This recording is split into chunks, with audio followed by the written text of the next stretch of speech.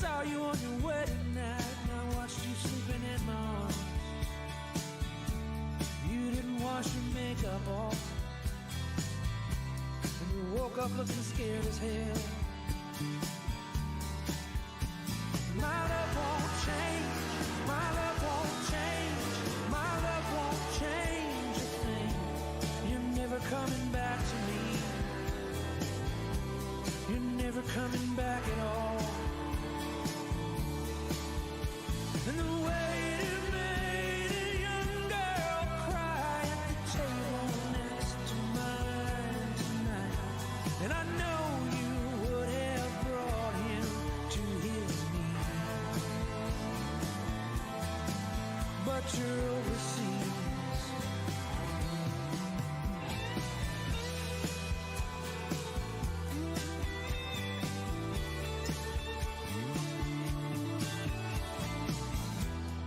Doesn't seem so long ago we thought that we could change their minds.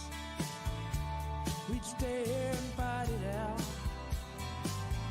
with a love that we could weaponize.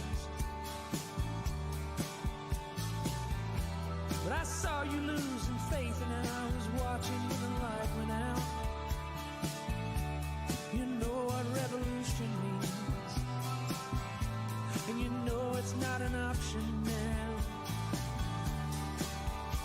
And our love won't change, our love won't change, our love won't change a thing. I couldn't leave my father here to finish up his life alone. And I saw you in her daughter's eyes last night when she caught me in a lie.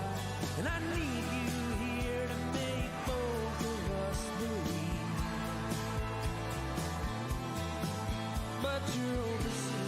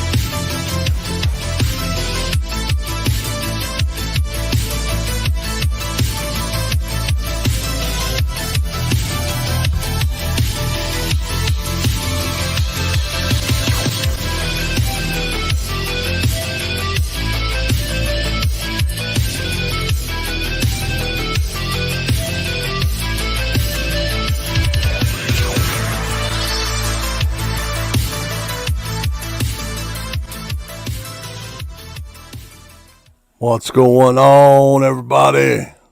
What up? Dude, was that a sick opening or what? Are you guys hyped up right now? Because I am It should get you all hopped up for year 4, Scream Factory: The Complete History of, and this one's a little bit different for a couple of reasons. We'll get into it a little bit, but a lot of releases this year, a lot. Yeah, definitely. They were on fire. Like we talked about years 1, 2, and then 3 had a little controversy. So if you guys didn't go back and watch that one, that was like the little more controversial year. And then this year they just started pumping stuff out, and it's interesting. It's an interesting year. Like there's no real huge hits. I mean, there's some real good ones, but I feel like those first couple of years they were slamming them out big time. We got a lot of people in here already, though. Horrid Films wants to know what's going on in here.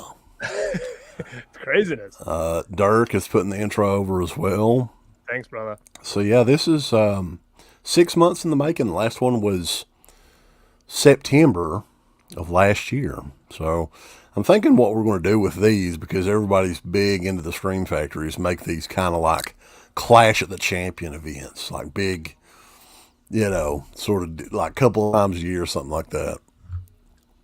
Yeah, Where the fuck man, is Uncle Bill, by the way? I'm asking the same question. I don't know, but I'm gonna open some. I got some Liquid Death over here. Good shit. Some water. I got lime, and I got some lime C4 for some caffeine. Because if this thing runs a little bit, I'm gonna need it. That's some amazing marketing from Liquid Death, by the way. Holy shit, Anthony, already. Let's do this, boss. What's up, Anthony? Thank you, sir. So yeah, Liquid Death, though, I envy them because they package up water like it's malt liquor, and people are buying the hell out of it. Look at this, man. And I'm a big lime guy, so I got lime C4, lime Liquid Death. This stuff's good, man. Well, I don't know if I've told you, I've vented a little bit on some of these streams. My preferred drink is getting hard to come by in the Walmarts.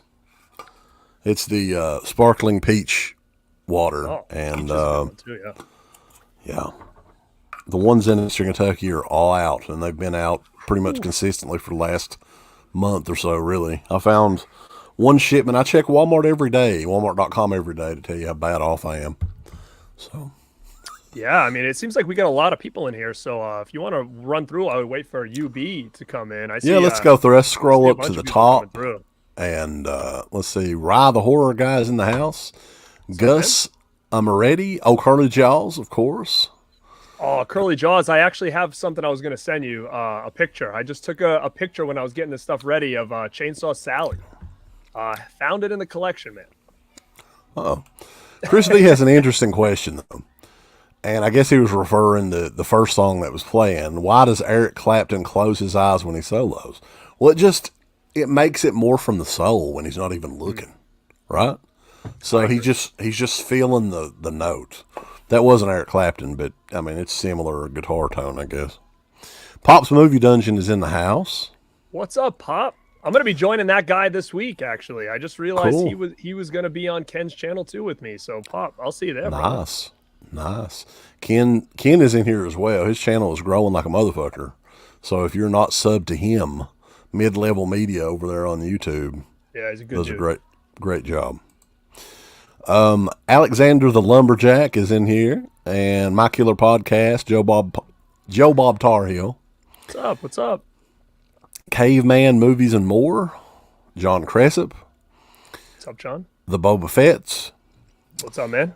Carnage Boba 66. Fett. Sorry, man. Boba Fett's your poster's shipped. It's on its way. Sorry, dude. You're fine. Carnage 6XL, Dan Williams, Darren. I think it's Darren all the way from the UK, staying up late tonight. Scratch Bueno, Sammy Merez Solis.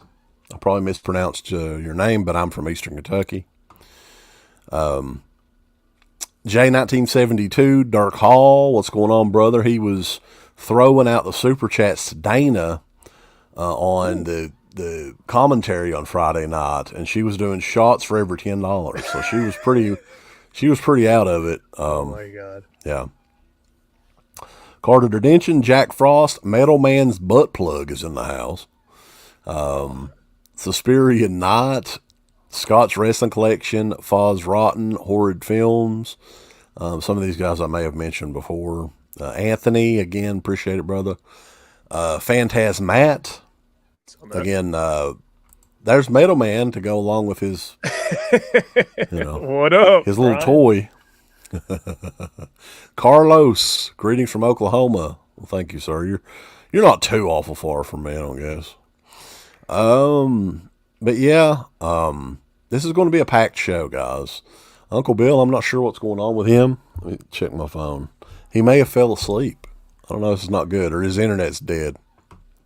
You didn't realize we were doing a pay-per-view tonight? I don't know. We're going to have to suspend him for 90 days. What the hell's going on, Uncle Bill? Where's Paintsville's Hottie? I don't know. She's not in here yet. The Paintsville Hottie's looking for some Marlboros, I'd say, wherever she's at. Okay. So there's a couple of different Darrens in the house. But Darren Burrows is the one all the way from the UK. Oh, wow. Nice. Dawn of the Dude, greetings from Chicago. Oh, man. Yeah, you live in the same city as the middleman. But, yeah, I mean, Scream Factory Year 4. I was looking through the list today, and there's a lot of these that I have not seen. And you were saying that this was the year when you pretty much scaled back your purchases quite a bit, right? Yeah. Year 1 and 2, I was, I had everything, every single release. I think year 3, I had pretty much, I'm going to say 95%. This year, there was quite a bit I didn't have, and I actually thought I owned them. And as I was kind of going through, I couldn't find them. So it's either I just missed them when I was looking, or I don't own them at all. There was a couple in here as well that I have on Shout Factory DVD, but I didn't go and grab the DVD just because that room in there is a mess, and I just knew it was going to take me too long to find it. So there are a couple I'll talk about that I did have on DVD, or I do have on DVD, and there's a couple in here that I have sold as well. So we can kind of talk about that as we go through. But yeah, I do have quite a bit here, to be honest, still. Yeah, I was looking the releases up. The total for the year, and the way we've been doing this is the first October is the first release of October is the last release for the year, and so on. So from the first week in October of 2015 to the first week in October of 2016, Scream Factory had 84 releases, and lots of these were like box sets and double features and all that. So, and to give you an idea of the first 3 years had a total of 139 releases. Oh, wow. So they were really pumping these out in 2015, 2016. Yeah, and you kind of notice in here, and I'm not sure if the other years did it as well, but they started adding some partner labels in here. Like IFC had a bunch of stuff coming out with them this year. So those were a couple that I'm kind of scarce on, is the IFC titles. A little bit more of the modern stuff. So I do have some in here that I can definitely recommend, and there are some things in here that I either haven't watched yet or don't really remember a lot about. So we can definitely kind of get into that as well. Yeah, I tried my best to prep a little bit, but man, 84 titles, that's a lot. That's a lot of stuff, especially. Sorry, can I shout somebody out really quick? Go ahead. Brad McGarry says, greetings from Rhode Island. Where are you from, man? Because I'm from Rhode Island. Do I know you? Talk to me in here. Rhode Island's not that big of a state, I hear. No, it's small. It's interesting, yeah. You could go on a jog and go through Rhode Island, right? Pretty much. I mean, it's one of those things where, you lived here your whole life, and it sucks when you leave here because you think every state's the same. I can get through my state in 45 minutes from top to bottom. It's like I'm going through other states, and I'm like, this longest state ever, right? So it's got its perks and not. For sure. Now, for me, though, going back to 2015 era, I was kind of getting out of physical media at the time. So a lot of these, the ones that I do have, were ones that I'd gotten at a later date. So I don't think I purchased any of these during the initial, pre-orders or anything like that. So that's kind of interesting too. Yeah, in 2015, 2016, so that I would have just moved into this house in 2015, I believe. So that's kind of how I'm remembering all this. I got all this stuff when I was here. I was still collecting pretty good. Was Dead Pit down at that point? I remember we were doing the WrestleManiacs for a little bit around that time because I can remember doing a show. I think when I moved in here and I had no furniture. I remember sitting at like the kitchen table or whatever. So Yeah, Dead Pit was still technically around through all of 2015, and then the last show was the first show of 2016. okay. So during this time period, I mean, this was it for the Pit, the original show. But let's go ahead and get started. I'm not hearing the response back from Uncle Bill. I have no idea what's going on. Maybe he can pop in here a little bit later. But we do have a lot of stuff to cover, so we might as well go ahead and get into it. Does that sound good to you? Yeah, man, I'm down. Let's go. So, October the 8th, and this is one of many of the IFC midnight movies, midnight titles. I don't know, do you have any recollection of The Stranger? No, I don't own it, and I do not recall it at all. If anybody knows out there, part of me feels like I can picture maybe the cover in my head as like a red cover with a guy, but I could be wrong. I don't know if it was a show. I don't know if it was a movie. But I do not own that, nor do I think I've seen it. So if anybody in the chat can throw out if they remember The Stranger. The Stranger. Yeah. Let us know. Just one stranger. Yep. Eli Roth produced it, according to I Scratch think it Burner. was like a show or something, wasn't it? I think it was like an Eli Roth like like a show that didn't really take off. I don't know. Eli They Roth probably has don't had know. quite a bit of those projects that's like one-off sort of deals. And like I don't know how many different shows or movies or anything he's produced, but yeah, a lot of them were just like one season or. So after that, the same day, October 6th, 2015, Gravy. And I think we kind of mentioned this on the last show because it got us into the conversation about gravy and biscuits, which is not a big thing up Not there where I in am. your. No. Yeah. No, I've never had it. Biscuits and gravy, never had it. Gravy, yeah, I can remember it was like a comedy. I remember the cover, but I never bought it. It didn't seem like something that was really up my alley, so I definitely skipped down on gravy. Well, yeah, I mean, you don't know anything about gravy. Nah, I know nothing. I put on my turkey. You know, that's Oh, Ken, turkey. thanks, brother. Turkey gravy is a little bit different than it's the what do they call it? White gravy, I guess, for biscuits and gravy. MidLevel Media, thank you all for doing these shows. Love hearing the stories and the history of physical media. Yeah, Thanks, dude. We've been around. we've been around a little while. We're a little bit, just a little bit older than our buddy Ken over there at MidLevel. Yeah. Just a little bit. This is an older title from 1971, released October the 13th. The Return of Count Yorga. Yeah, I thought I had that, but I don't. Which again, I don't recall Return of Count Yorga. Is that Hammer? Does anybody know or no? Because I'm really bad with the Hammer stuff. My uncle's a big Hammer guy, and he's been trying to get me into it for years. I've seen like Dracula AD and all the Dracula ones, but I'm really bad. I don't have a lot of Hammer stuff. I don't know if that was one or not, but I don't have Yorga. It's American International Pictures. It's a vampire movie of some sort, so there's a good chance it is Hammer.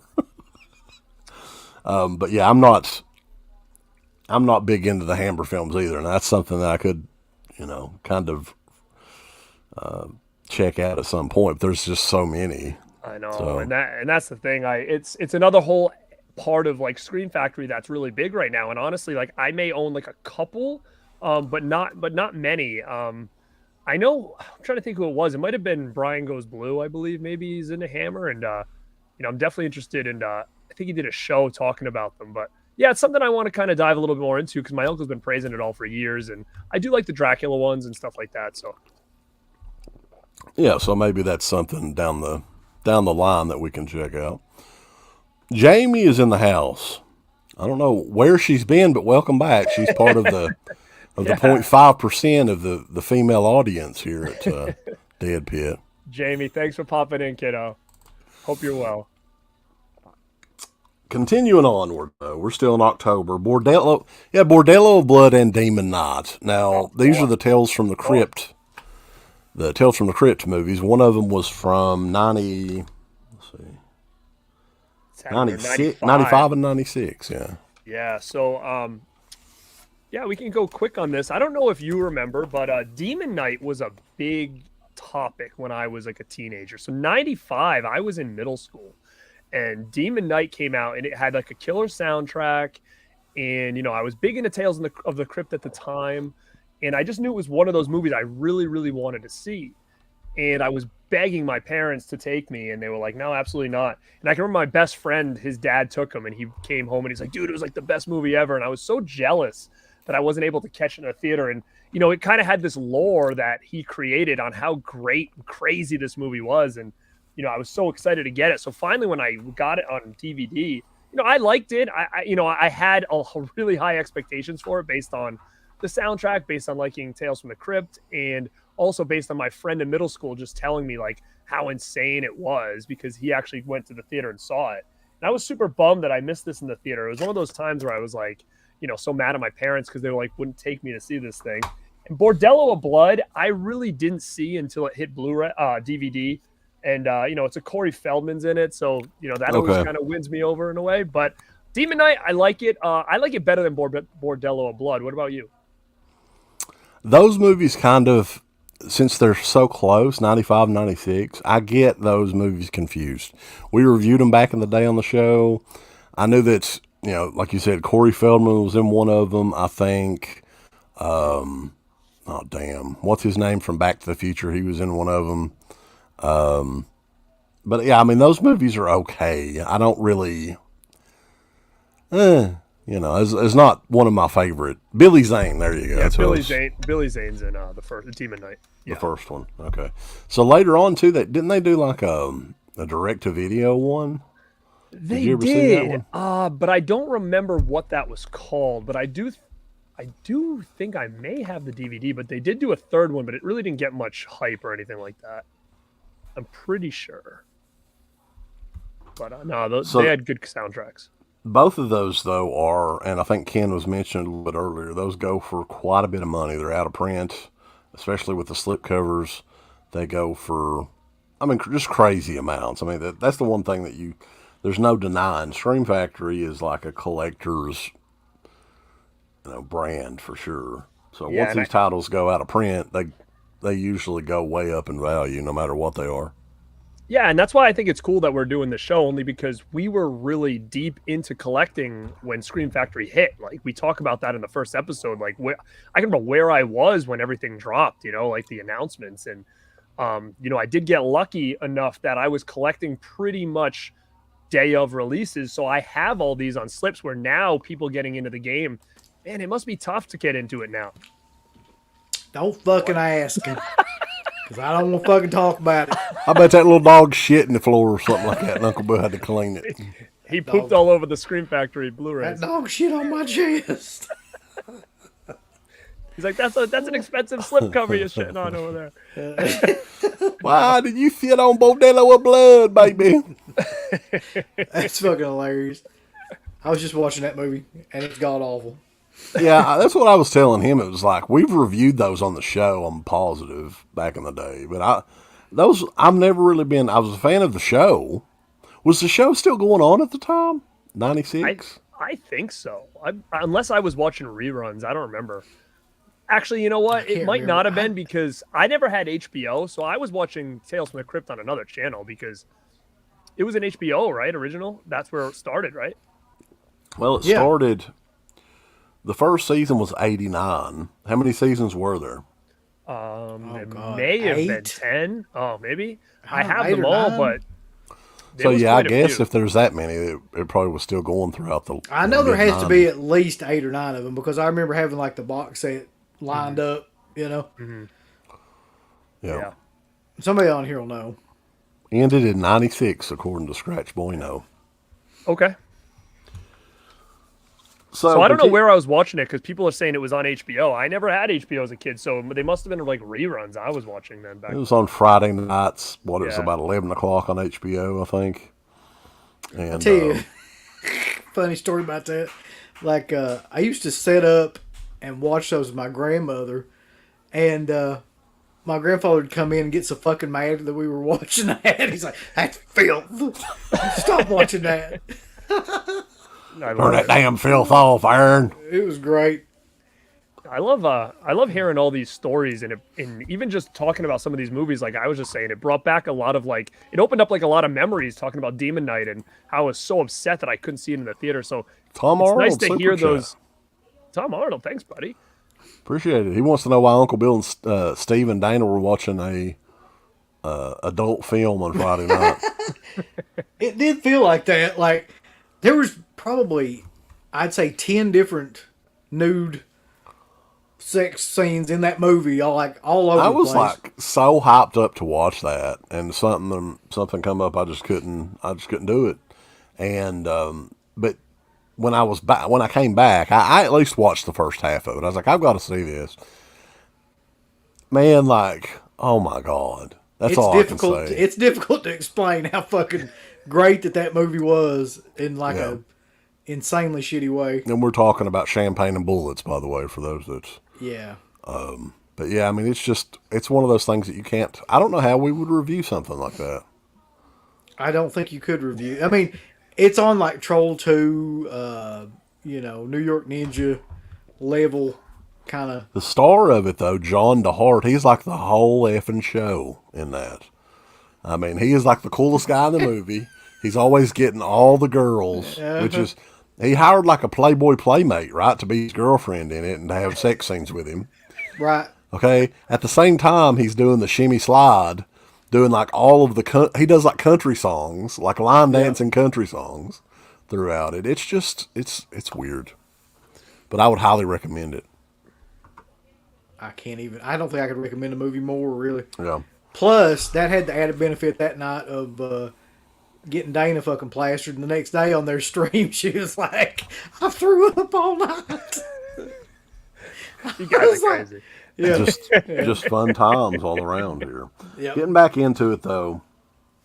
Let's see, where was I at here? We were just The we next were just one's talking about Tales in the Crypt. next one's a box set. I don't know how much you guys know about Larry Fezzington films, Oh, God. but this was the Larry Fezzington collection, which included Wendigo, which is the only movie that I actually do know. No Telling, Habit, and I think I know the Last Winter as well. I think both of the Wendigo and the Last Winter was all over IFC channel back in the day, so I kind of know those two. All right. Yeah, I I'm don't trying to have figure out where we're at here. Hold on. Larry So we just Fezzington's finished ass.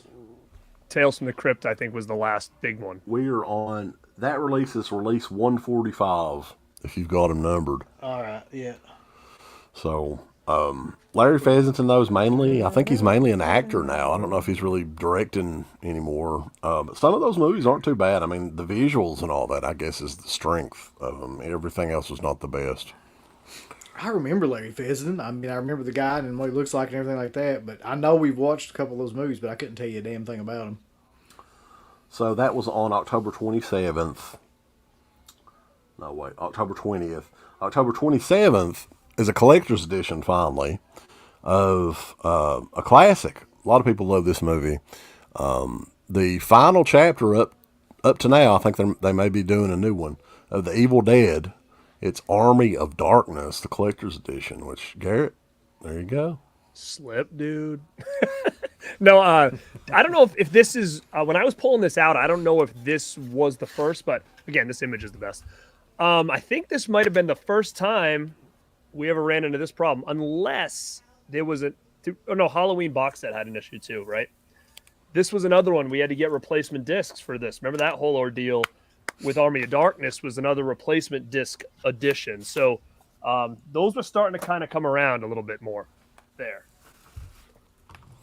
Yeah, for sure. And I know that's one. Didn't they say they were working on a 4K of Army of Darkness, and we haven't heard a thing?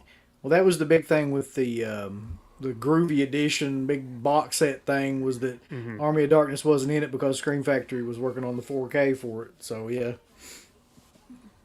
Yeah, Army of Darkness was that's one of the bigger name titles in this whole year, I think. There's probably like a handful that were like real big ones, and Army of Darkness was definitely one.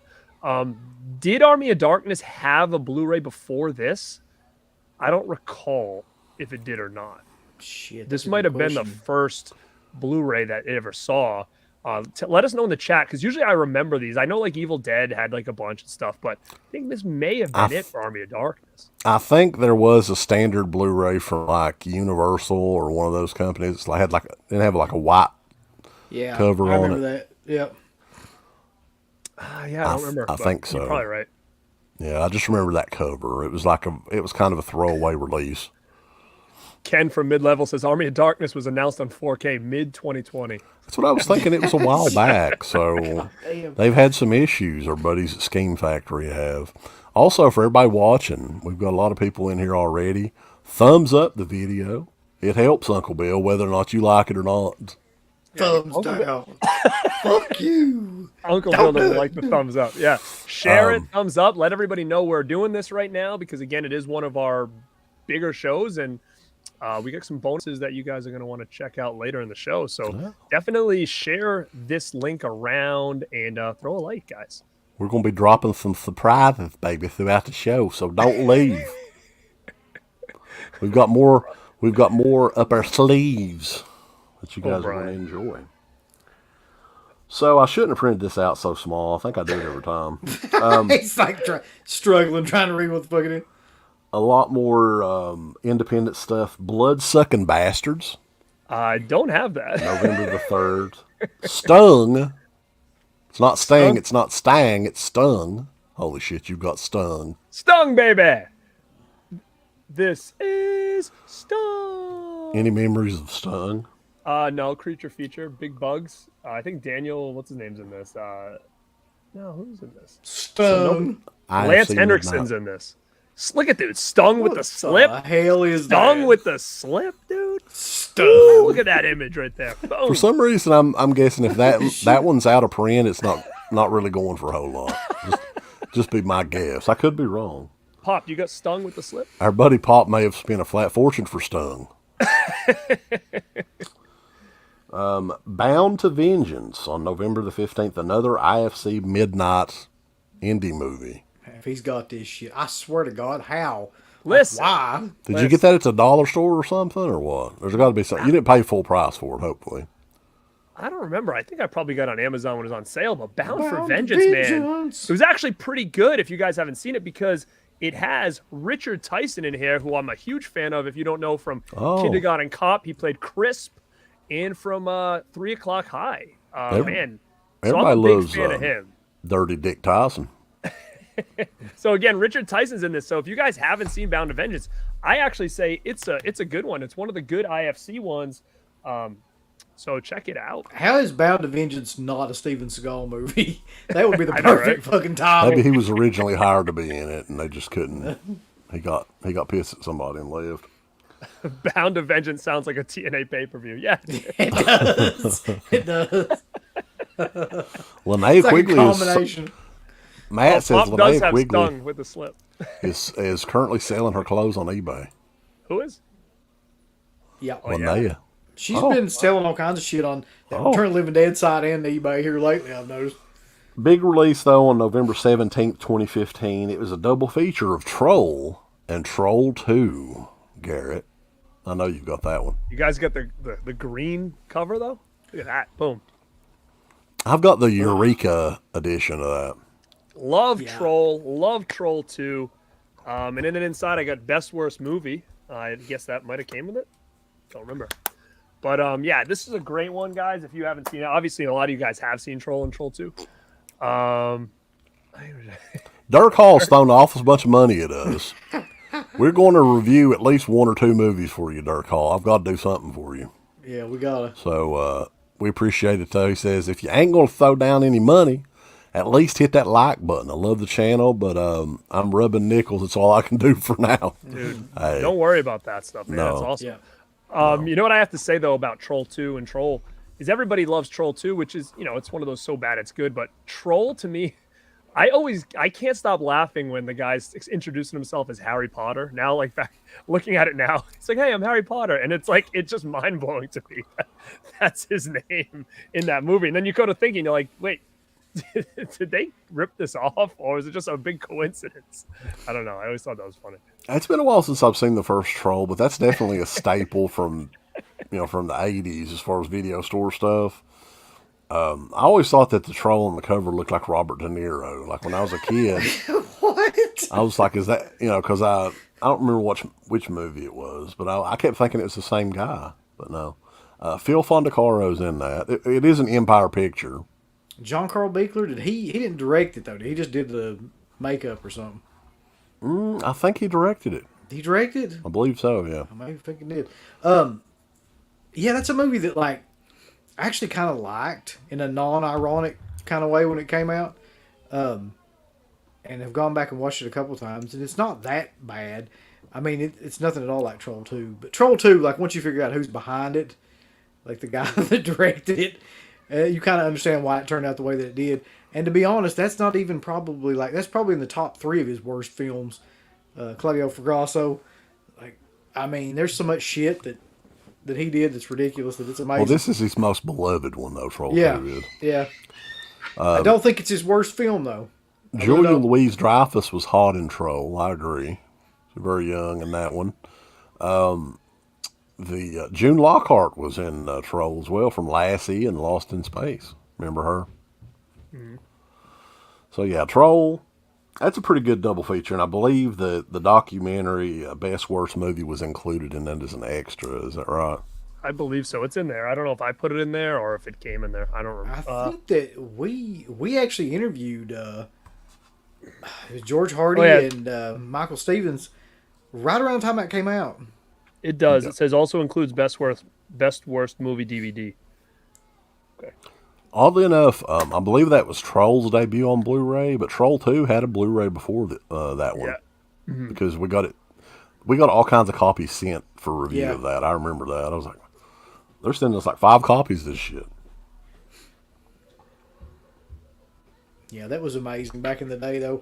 When we because it was nobody really knew a lot about that movie or anything at that time, and like to be a part of that where it was kind of blowing up, it became like this big cult kind of film, and those guys were getting interviewed for the first time. It was pretty cool.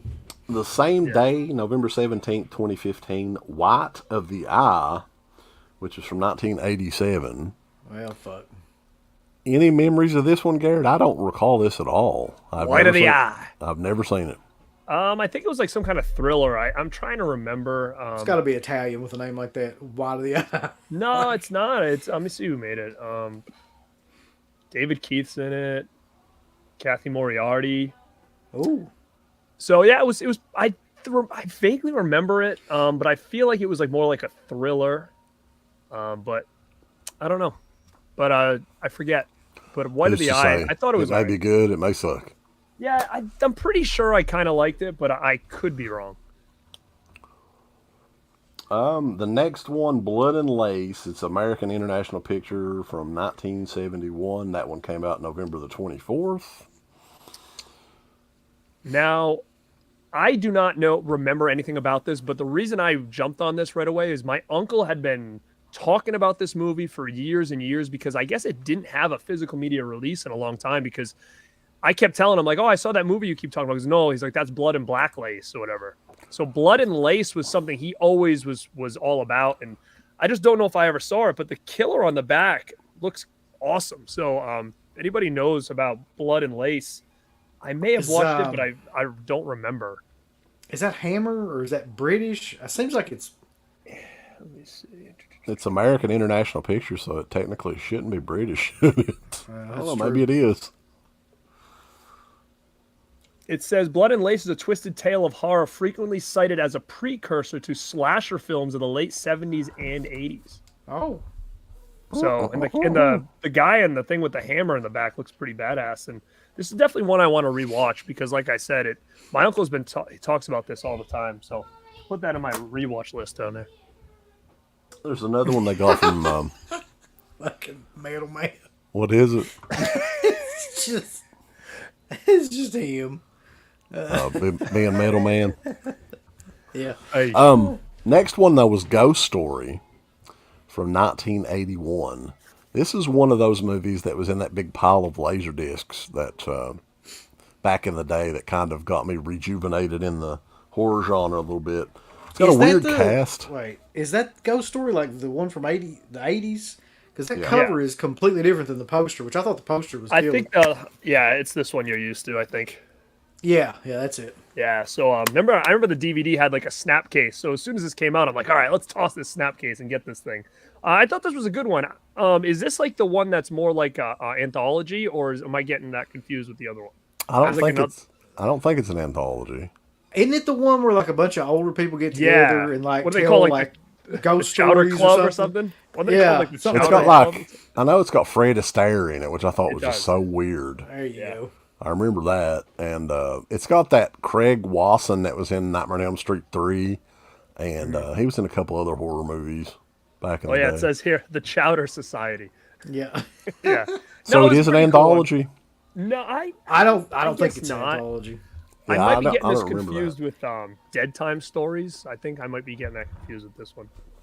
But yeah, it's like those old men in the house. It's a ghost revenge Yeah. film, according to Jake. It's like Death Poor Wish mouse. but with ghosts. And this is a real classic. I actually bought this one. Oh hell yeah! Oh God! I remember when this came out. Let's see if I've got my copy here too. Well, I was like, what the fuck are they doing releasing this? Like, I was just. I was it's like, hell Garbage yeah, Pail they're Kids. releasing it. Garbage Pail Kids, the movie.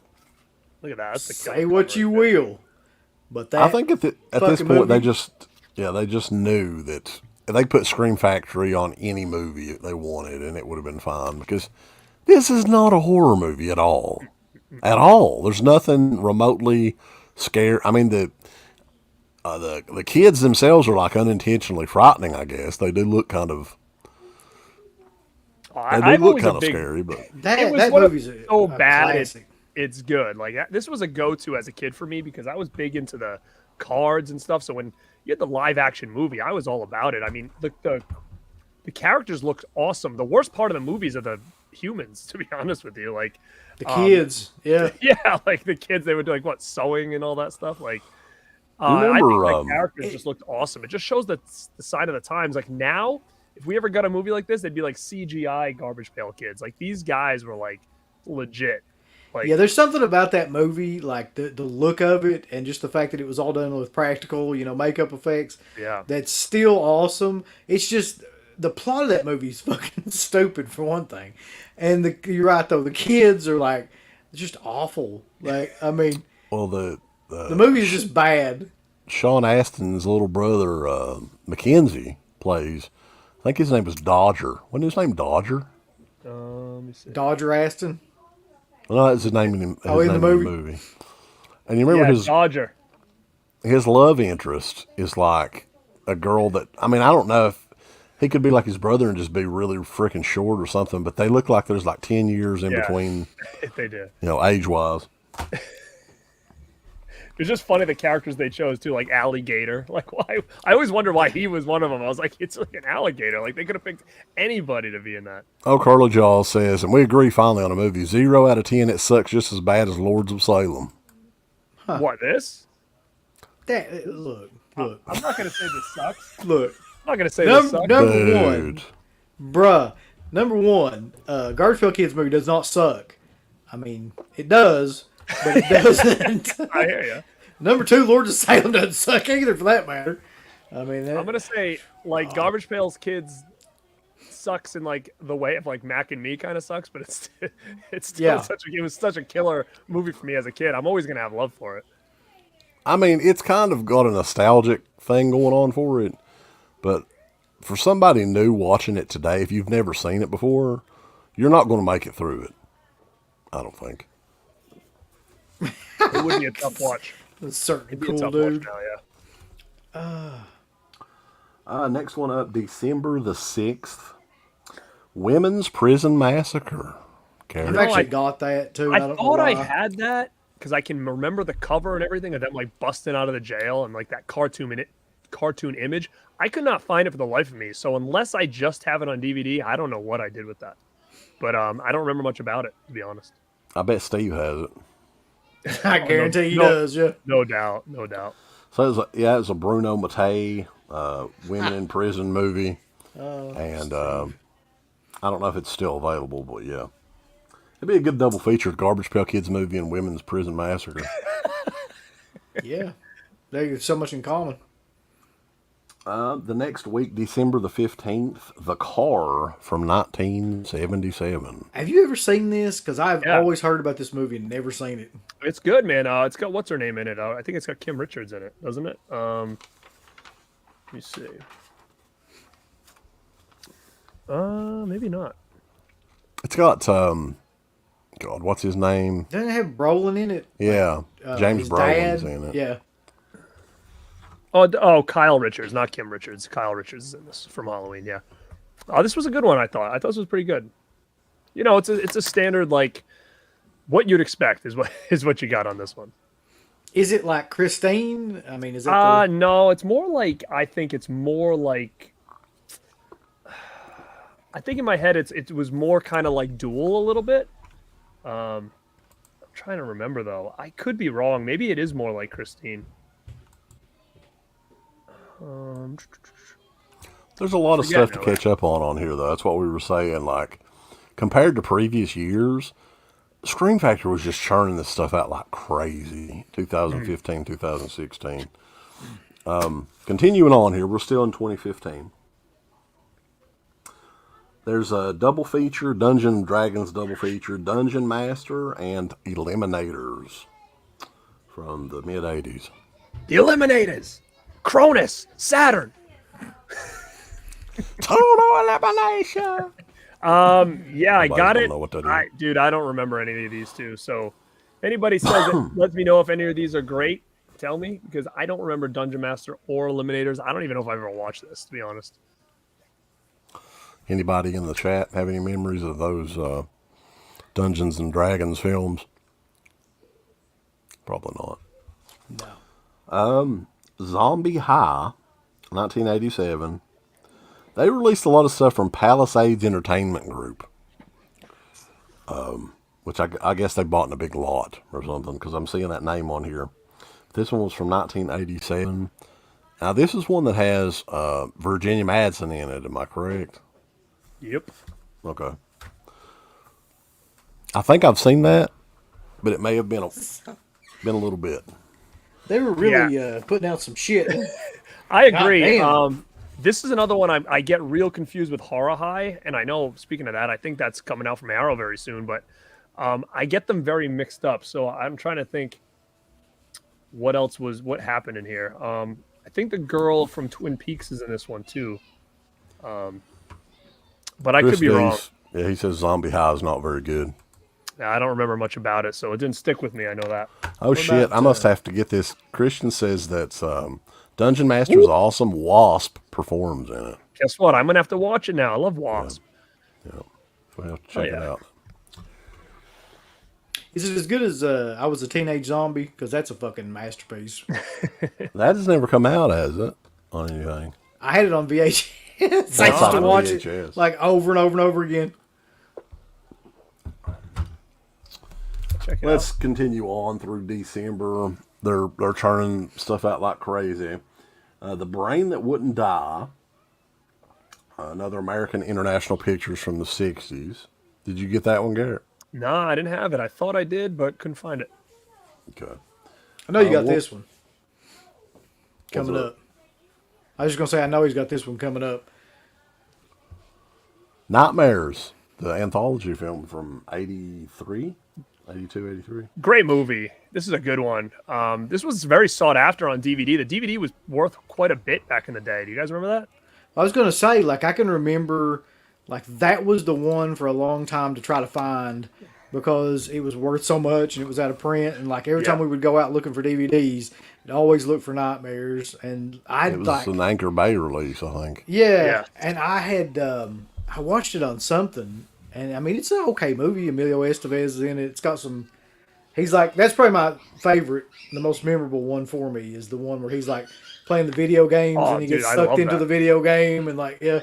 Love that one. Yeah, that's definitely my favorite too. And that's one that I always remember. And you know what's funny that you mention it is I always forget where that one's from. Like I always in my head, I'm like, was that on Tales from the Dark Side? Was that like I always remember that, but I never remember where it was from. But no, I'm glad you brought that up because that is a great Wasn't episode. Yeah. Lance Hendrickson's in that movie too, right?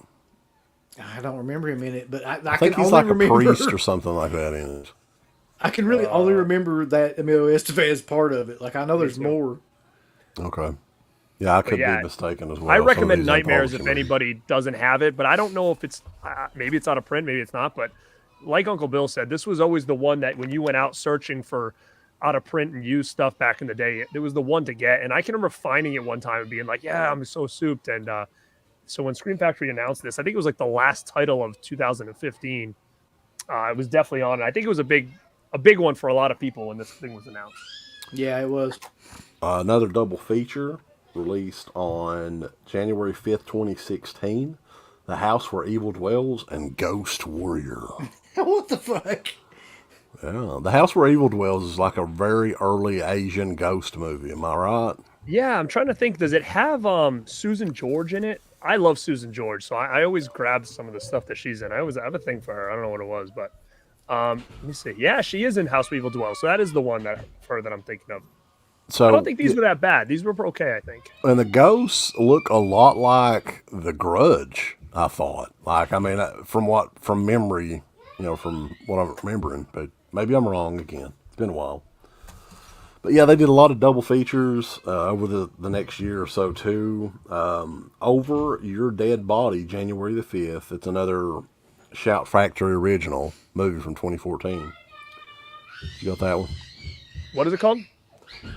Over Your Dead Body. Nah, don't got it. And let's see. Contracted Phase 2 is another IFC Midnight movie. I don't have that, but I have seen it. It's actually not that bad of a movie, and I don't remember why I didn't get it. I think the reason I didn't buy it was because the original Contracted was like not a Scream Factory. It came out from like a different company, and then IFC and Scream Factory brought out the part 2, and I was like, they're gonna have to be separate on my shelf. I'm not even gonna bother with it. So I think that was my reasoning on why I didn't grab it. Next one was another highly anticipated release. It's another Anchor Bay title that was going for crazy money for years. William Friedkin movie, The Guardian, from 1990. I used to love this movie. If I'm not mistaken, isn't this the one with the chick that mates with a tree or something like that? And like, she's the babysitter, or turns out to be the babysitter, and then she's trying to steal this kid or something. I used to love that movie when I was a kid. I don't know why now. Like, I've gone back and watched it, and it's just one of those movies that's in a particular point in time where... Oh, hell. Thanks. Oh, Bye. Your turn. the gift of Princess Puffins. Apparently the dog is crazy, and that's why she's with me. So you guys were both right on Guardian. So number one, it was an Anchor-based sought-after title similar to Nightmares. It was one of those ones that, was really hard to find for a while. When I found it, I remember being so excited. And are you gonna get bit the whole time? No, she gets a little crazy. And I love The Guardian. So to me, I know you said like you liked it as a kid. I love this one. It was so different. I recommend The Guardian. I've always really liked this one. Yeah, and I think that one is out of print again, if I'm not mistaken. Going for big bucks. By the way, as a side note, William Friedkin is probably like one of my favorite directors. Just the different stuff that he's come out with, and that nobody ever talks about that movie anymore. But I mean, it's the same guy that directed The Exorcist, and but that movie is a good movie. It's a really underrated one too. Next up, and this was a weird one because this was a video store movie that like nobody ever really talked about this movie at all. But I guess Scream Factory got in a big lot of stuff. James Spader. It's like a retelling of the what was it? The Jack the Ripper. Jack's back. Have you watched that anytime recently? Because I have. 1988. No. God damn, man. That is a boring ass movie. And it's long. Like, I don't know what the exact runtime is on there, but it feels like it's over 2 hours long. Like, and nothing happens for about 90% of the movie. You know what I'll say? I'm a fan of anything James Spader, so I was all over this thing, and I still like it. Again, I thought it was a cool concept. I know it was a little bit of Jack the Ripper stuff, but if you guys haven't seen it, I would check it out for sure. I don't want to spoil it because it's kind of a pretty big spoiler. I kind of explain what the heck happens, but Jack's back. I thought this was a cool release because I didn't own it in any other format. I don't even know if it had a DVD or not. The next one up, though, after Jack's back that's another bizarre release. January the 26th, Sonny Boy, Uncle Bill. You know Sonny Boy? You have that, Garrett? Sonny Boy. Sonny Boy. What the fuck is that? Oh, the Sonny Boy's not bad. It's actually all What is right. it? Paul It's pretty Smith good. from Pieces is in it, and his wife in it is David Carradine. Is that right? Yeah, it's like a transvestite wife. So Transvestite. they David steal this baby and they put it in a cage and basically Oh, treat it like an shit. animal. And that's Sonny. That's Sonny Boy. Man, you go kill that fucking dog. That dog doesn't. Puffins doesn't like Sonny Boy.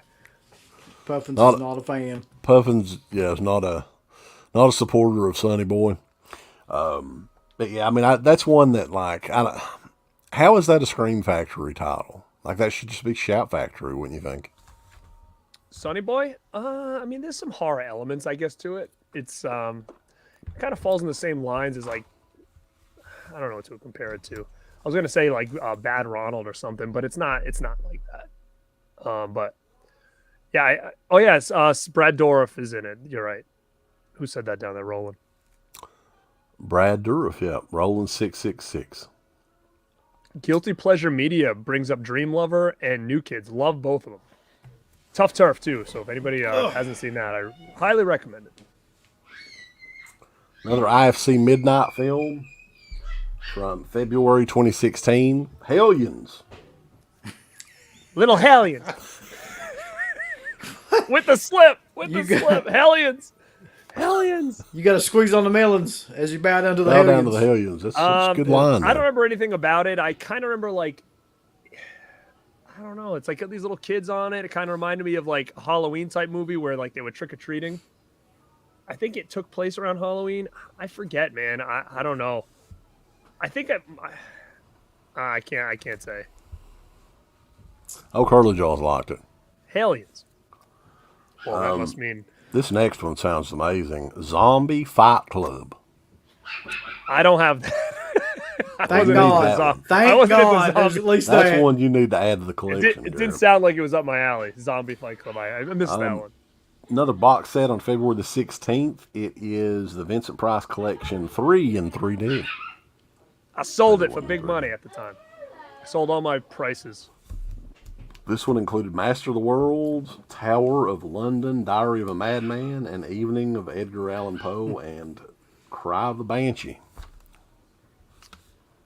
Yeah, I sold all my Vincent Price. You boxes. probably made a good move by selling that. I mean, does anybody else besides me think that those movies, a lot of those movies, they just are kind of generic? I mean, I know everybody loves Vincent Price, and a lot of those older, like Peter Cushing, Christopher Lee, but as you get later on in their careers, those movies are fucking just bad a lot of times. They seem to be just cash-ins on the names of a lot of those guys, and they're not very entertaining. With the exception of From a Whisper to a Scream. Pop said that he got Hellions with the slip for $8.99 on eBay. No one else Hey. bid. Wow, all right. You scored, man. Scored. The Curse 2 double feature. Oh, I have that, but I don't know why it's not over here. I love it. Yeah, that one was released. That's another one that's going for decent money. It's released February the 23rd. Is that Will of Wheaton, 20 right? Will Wheaton. The story, I think, is loosely based on H.P. Lovecraft. Yeah, The I got first it back one is there, at least. but I don't know how I missed it when I was pulling all these out. But yeah, I love Curse. Curse 2, I don't remember a lot about, but Curse, I love it. Another double feature, Millennium and Rotor. Wait, what am I doing here? I have no idea what either of those are. I have them, but again, I must have skipped a couple when I was pulling these out because it's not over here in the pile. Buddy, what's wrong with you? Don't you bullshit us. If you ain't We'll got go. him, you just say you ain't got him. Finally, they've got something that about everybody should know. February 23rd, the Wes Craven film, highly underrated movie, I think. The Serpent and the Rainbow. Yeah, that's one of those movies that it came out at a really odd time for horror films anyway, but it really got overlooked at that time. Yeah, just God, a creepy ass fucking movie about real life voodoo and the story behind that movie I think is probably as interesting as the movie itself about how they actually got in contact with voodoo priests and some of the guys got pretty messed up, like kind of fooling around with those guys too. Yeah, I agree. I think that it's a very Serpent and Rainbow is a very eerie, creepy movie that I feel like doesn't really get talked about as much as I think it should.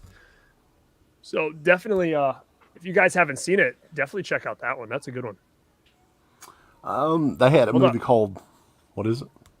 Well, I just want to prove Uncle Bill wrong. Like Curse, Oh, Curse you 2, son of a Rotar, bitch. Millennium, whatever this one's called. You can't leave off Rotor. You gotta have Rotor. What does Rotor stand for? Anybody? Anybody in this chat? It's kind of looks like a weird RoboCop type movie. On March 1st, The Boy and Necropolis. The Boy.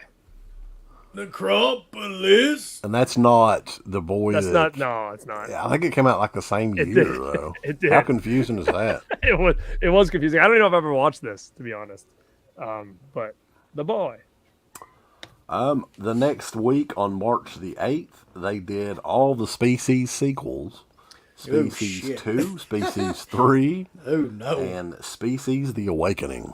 No. So I bought Species 2, sold it because I don't care about it. And I had the DVD and stuff, so I sold it because it was going for pretty good money. So I got rid of Species 2.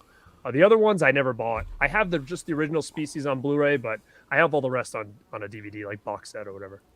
I think I have the first Species on Blu-ray, and that's it. I'm fine with. Yeah, and that's what's the odds of me even watching that again anyway? So. Listen, you gotta have Species: The Awakening. I mean, that's everybody's favorite.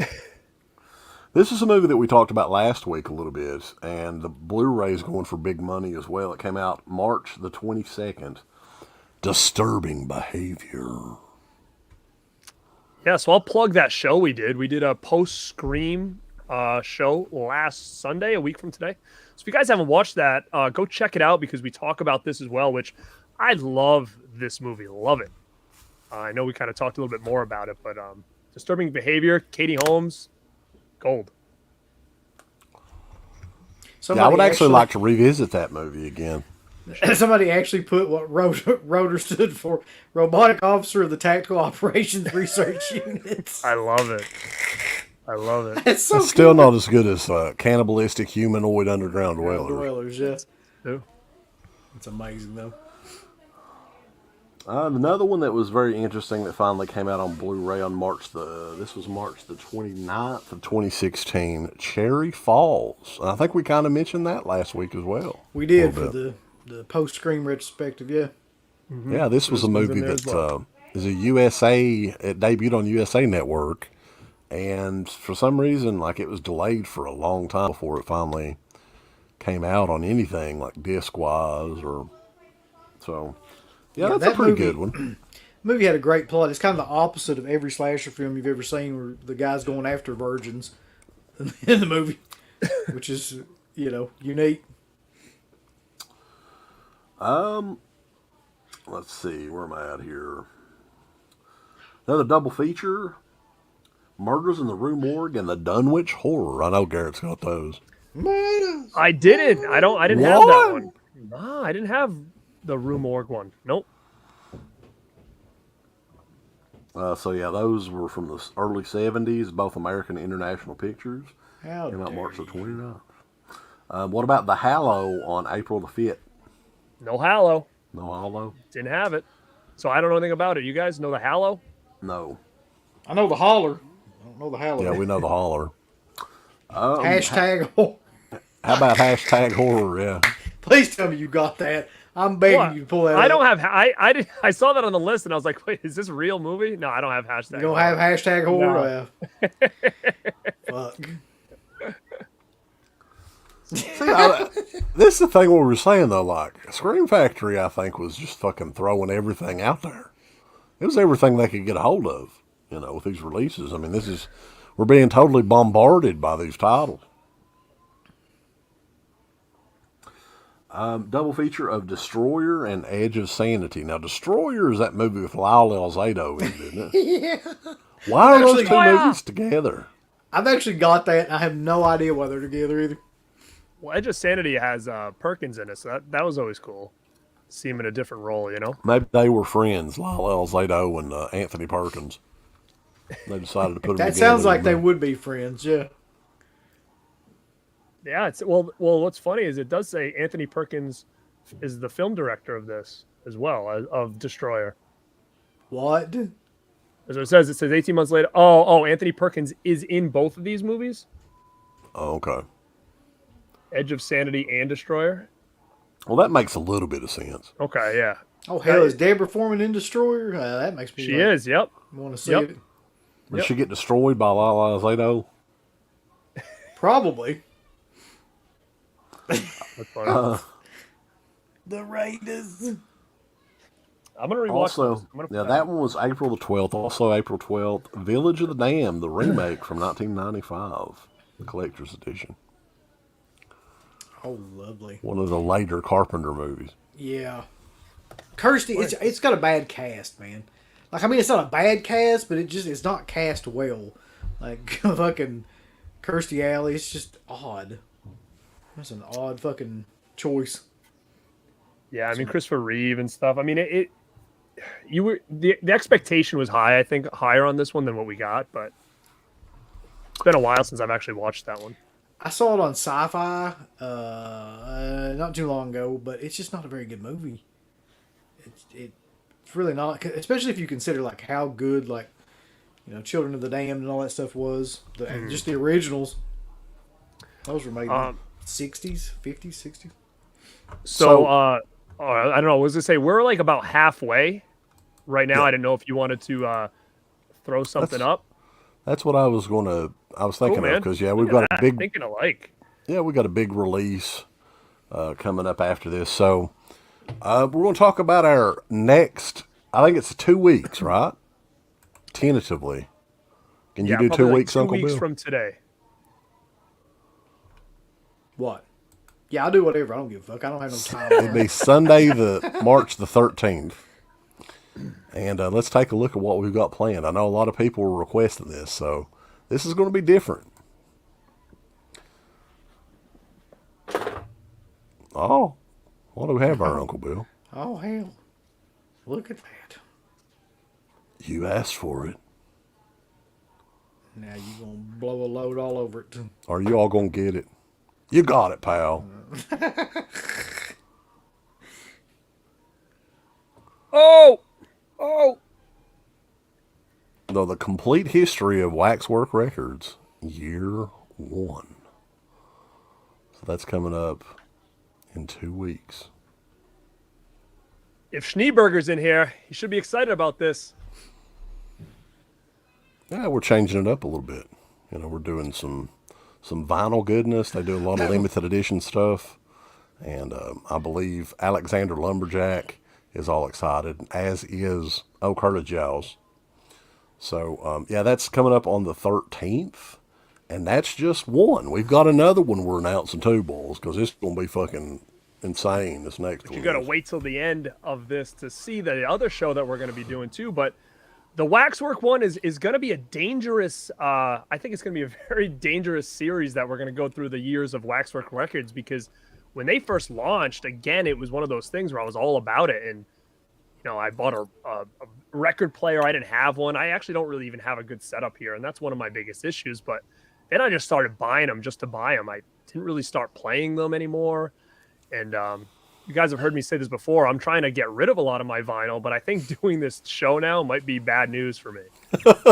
That's my problem. Is I'm like, I want to stop with the vinyls because every time I say I'm done, I'll buy another one. And I'm like, I don't even play them. Like, half of mine are already still sealed. And I need to start getting rid of stuff, not adding more. But that's where I think this is going to become very dangerous, this series for me. That collector's mindset. But It'll be fun for sure. Yeah, it'll be different, and a lot of people seem to be enjoying the record stuff. As of late, I've been doing like, kind of separate, smaller videos on it. So it's just something to, get some different content out there. So hopefully, it's coming up on the 13th, 2 weeks from tonight.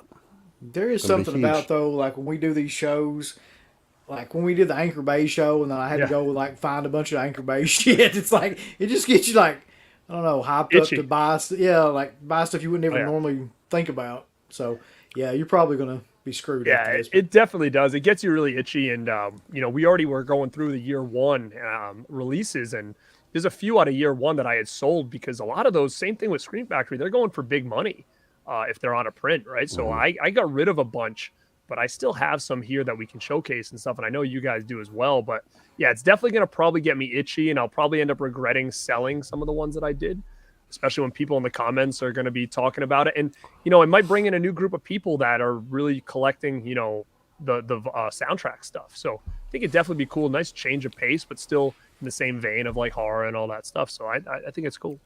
Yep. So mark it down on your calendars, boys. It's going to be the complete history of Waxwork Records year one. Woo! Yeah. Woo woo. Yeah. Okay. Continuing on here. Yeah, it's brief. Speaking of Waxwork Records, What? the next movie on here is one that I just bought from Waxwork Records for I don't even fucking know why, really. But the Texas Chainsaw Massacre 2. Oh yeah. That one show? was April. Yeah, go ahead. April the shoot. 19th. Hold on, I grabbed the new one. Next Gen by accident. Where the heck am I? Somebody stole it from you. No, you still got it. Ugh. So this is another one. Yeah, goes for mega bucks, baby. It's like the Ted DiBiase, Andre the Giant tag team back in the day. The mega bucks. What else can you say about Texas Chainsaw 2, though? That's what I was thinking. Like, what? I mean, I think it's a fun sequel. It's definitely different than the original one. I think we talked a little bit about it recently when we did our review on. We did a Texas Chainsaw show too, you guys. So if you haven't checked that out, we did like a big retrospective history of Texas Chainsaw. So we dive deeper into Texas Part 2, but fun sequel. Yeah, so that was, and that's one that goes for, like we said, that one's going for a lot with the slipcover on eBay. Next one up the following week, and this is another one that just really doesn't fit. this is great. Death Becomes Her on Scream Factory Collector's Edition. I got a weird love-hate relationship with that movie. I like honestly. this one. I mean, when I first saw it, I was like, boy, I don't know. When did that movie come out? 92. That's what I was just checking. I was 12. So I was like, what the fuck is this? Like, I didn't, understand it or like it at all. And you go back and, watch it again, more recently, and it's fairly decent.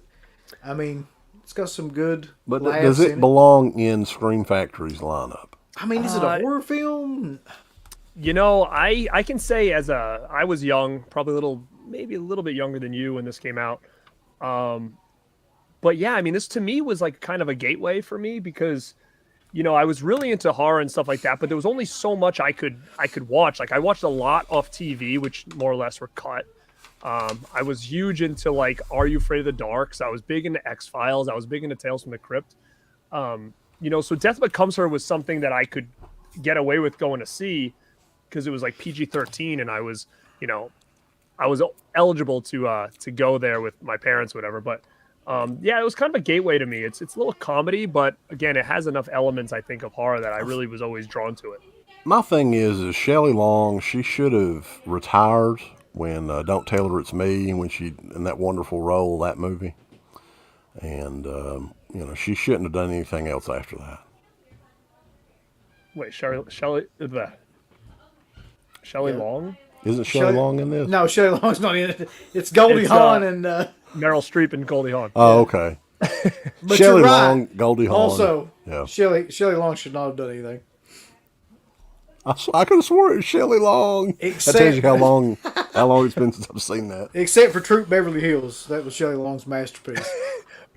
Mac Boy Color, what's up? He says, my girlfriend went into labor with my son while watching that film. Jesus. Wow. Bring back a lot of memories then, huh? Yeah, somebody mentioned Bruce Willis being... Yeah, that's a weird casting choice for that movie. I agree. Also, April 26th, I know Garrett's a big fan of. Oh.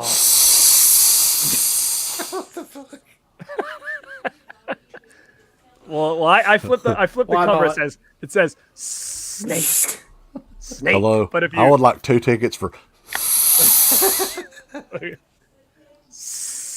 and I'm telling you, this is a great movie, guys. If anybody hasn't seen this, I will champion Snake or whatever you want to call it. This is cool. It's different. I would definitely check this out. I think it's gotta be 70s, late 70s, early 70s, 73. 73, yeah. So, guys, if you haven't seen this movie, find it, track it down. I will champion this thing. This is a cool movie, guys. Will you champion Arkansas Women's Prison Massacre? I don't have that. I swear to God, if you'd be my hero, if you brought that out. I'm not kidding. I mean, I got it. Arkansas No, I don't have Women's it. Prison Massacre. Submerged, which was another IFC midnight movie. Both of those was May 3rd. May 10th, You'll Like My Mother from 1972, Universal Pictures. You like my mother? Don't know what that is. Yeah, I don't know what it is either. I don't remember this at all. The dude from the Waltons is in it there. What is his name there? Oh, John Boy. John Boy. Yeah, Richard Thomas. something like that. Richard Thomas, yeah. Yeah. Patty Duke. I don't remember this at all. I'm gonna put this in my to watch list because I have no recollection of this one at all. Yeah, me either. I don't think I've ever read those words together like that before. Dementia, another IFC midnight movie. I'm sure it's not very good. I Saw What You Did from Universal I saw what you Pictures. did. 1968 movie came out I know what you did, if you will. May 17th of 2016. How the hell do you have that of all? It's shit? still Fucking sealed, guys. Joan Look at it, Crawford. still sealed means I've never seen it. It's probably going to Sealed? stay that way too, if I was guessing. Did you already say dementia? Yeah, he said dementia. I think You got so. that as well. Hey, You know what? I can't remember. This I've got is dementia. still sealed, but I've seen it and I watched it before I bought it and I liked it. And it's, I like Christina Klebe or whatever. I'm a big fan. Like I said, I was into all the characters from Rob Zombie's Halloween and she was in it. So I like her stuff. She does a good job. So I thought this was pretty good. Next one up is another one that goes for an insane amount of megabucks. From 1986, Manhunter, one of the very early Michael Mann movies. whoa, whoa, here it comes. Watch out now, it's Manhunter. Whoa, whoa, here it is. He's got Manhunter. Yeah! I love Tom Noonan, so this is a great movie, guys. This is like the so-called prequel to Silence of the Lambs. I It think does it's have a lot of awesome. great visuals in it. awesome. I mean, that's the one I thing really that I can say about it is the cinematography is insane. Here's what I'll say. We watched this together. I don't know if you remember this. Yeah, We, I mean, yeah. It's like was it on Laserdisc or something? It was something weird. Like, no, it was Anchor Bay had it out on DVD back in the Yeah, day. they had that thick one. Remember, like the thick box? yeah. Yeah, that's where I found it. I was like, oh, what's this cool? Honestly, thick like, edition? Visually, it's killer, but I really couldn't get into it other than that. Like, I don't know. I think that here's my thing with it. The Hannibal Lecter is not as good, but the shit. What's the killer's name in it? Noonan. Yeah, Tom Noonan, but he plays shit. Isn't it like Gemini Killer or something like Dragon or something like that. Yeah. that? Red Anyway. Dragon. Red Dragon. Anyway, he's a lot better than the one that the Ralph Fiennes one that they did later on. Yeah. So This yeah, would Tom be Noonan's great in that movie. this would be a killer one for 4K if they could do it. Yeah. Definitely. William Peterson, I think, is the main star in it too. It was William Peterson is a weird choice for any like main acting role. Did you ever see To Live and Die in L.A.? Like he's the main Oh yeah. That's lead in that too. Yeah, I've seen that, and Young Guns 2, he was killer in that. He played Pat Garrett. He did, didn't he? I fucking love Young Guns 2. It's- I like Young Guns 2 better than the first one. I like Young Guns too as well. Another IFC Midnight piece of shit. The Abandoned. How dare you? What the? Was that But the 8 Films to Die For Abandoned? Is that the same movie or no? No, but different? what's so? I don't remember anything about it, but it has Jason Patrick, so I had to buy it. You know, you only get so much Jason Patrick movies. I had to get in there, get it. Yeah. But I don't remember anything about it, so I can't recommend it or not. But Lost Boys being my favorite movie, I had to support Mr. Jason Patrick over there. Do you remember the Funhouse Massacre? I swear to God. How the June fuck? 7th. This is actually not that. I don't think this is that bad. It has even- Robert. I don't remember really. I just remember it kind of took place like I don't know if it was in a movie theater or no. That might be that matinee one he did. It says Robert Englund though. I don't remember. Yeah, I don't remember this one. He did another one like something matinee I bought. Like at this point, you got to just be you're overselling it. Like there's no way that movie. Yeah, I mean, I Massacre. can't say I remember this. I got it confused with the other one he did around this time. Dude, So, yeah, I remember. I'm baffled by the amount of shit that they come out with in 1 year. And we're not even close to being done. I don't know if you were here, Uncle Bill, when we opened the show up, but it's 84 different titles. Yeah, I heard 84. that. A lot of them were box sets and double features. Yeah, I mean that's a ton of movies, and I can kind of see why now because a lot of this shit is like just stuff that you would never hear about again. How about they did do separate releases for Jeepers Creepers and Jeepers Creepers 2? Those are also going for an insane amount of money, by the way. Yeah. Jeepers Creepers is decent enough. Jeepers Creepers 2 is awful. Like, I've watched it once. Fucking I'm not a big fan of the second one as well. It's very, very terrible. Yeah. The first one I know gets a ton of love. I mean, I think for the time it was different. It was pretty cool. But, and again, this has nothing to do with the director or whatever. It really doesn't. This has Part 3 nothing is to- the best, according to Yeah. Curtis Jones. This has great. nothing to do with Victor Salva, but man, like I didn't care for 2, and I don't care for Oh. the character that much, so I didn't see 3, and to quite honest, I probably won't even bother watching the new one that's coming out. And it's just because I don't care about the creeper anymore. And I know people want this character to kind of live on, but at this point it's like just end it. It's over. Jeepers my Creepers 2, I was going to mention that. Carter mentioned it here. It ripped off South Park. There's a South Park episode that is the exact same as Jeepers Creepers 2. I don't know which one come out first. Well, didn't I also Jeepers heard Creepers too- rip off fucking Unsolved Yeah. Mysteries? Yeah. I was gonna say Jeepers Creepers people say that ripped off of Unsolved Mysteries, Yep. like almost shot for shot at the beginning. And really, if you look at it, the movie starts sucking ass after it like gets away from the Unsolved Mysteries Yeah. episode. Here's the thing, though. Like, I really do think the first Jeepers Creepers was a good, solid horror film. And it had some good actors in it, and that's probably why. But Jeepers Creepers 2, you're right. Like, that movie, like, I was amazed at how shitty. It's the one with Scuzzle Buddy in it, Matt says. Yeah, Scuzzlebutt. Where he comes down, like, the mountain and, like, keeps picking them off. Yeah, they're stuck in the school bus. Jeepers Creepers Oh, no. 3. I never seen it, so Curly Jaws is saying he's gonna fork over some money so we review it. But I don't know. You're gonna make me finally watch that thing? Ugh, Jeepers Creepers 3. I don't know if I can do it. Oh, it was on Sci-Fi. I actually watched it. It's also a piece of shit.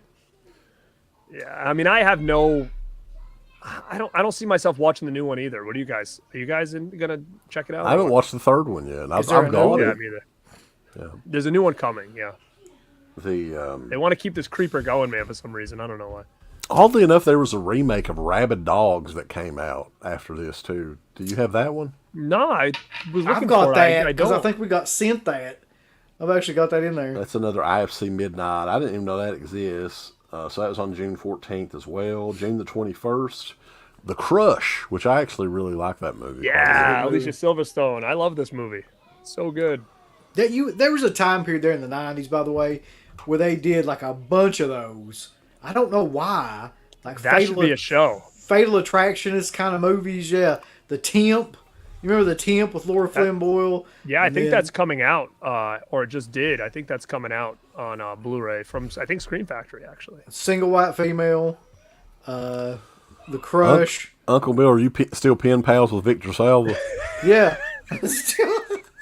I could write to him right now, and he would probably send me some shit. Oh, God. He used to send Uncle Bill a lot of stuff. Yeah. Vic, you probably don't want to know what Victor did with some of those toys that he sent you, Uncle Bill. Hey, they're still in the package, so I don't want to know. That would be a cool show, too, He to shoved kind of that get up his- into those mid-'90s, like, erotic, like, thrillers or whatever you want to call them. Like, all those movies that us teenagers in the mid-'90s would, like, watch think late about, at night. like Poison Ivies and... yes, yeah.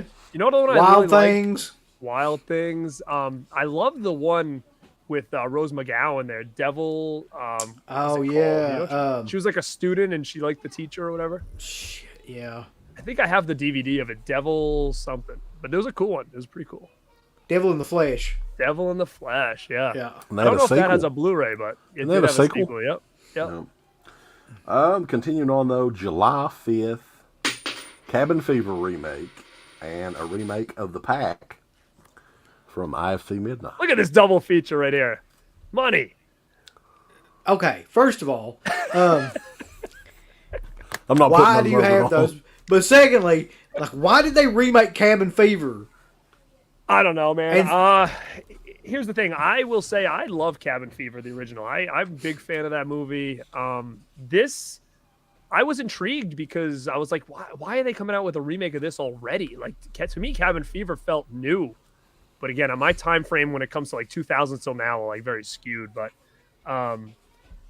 it was weird, man. It was like shot for shot remake, but just done worse than the first one. So Can you believe that? I don't know. I don't know.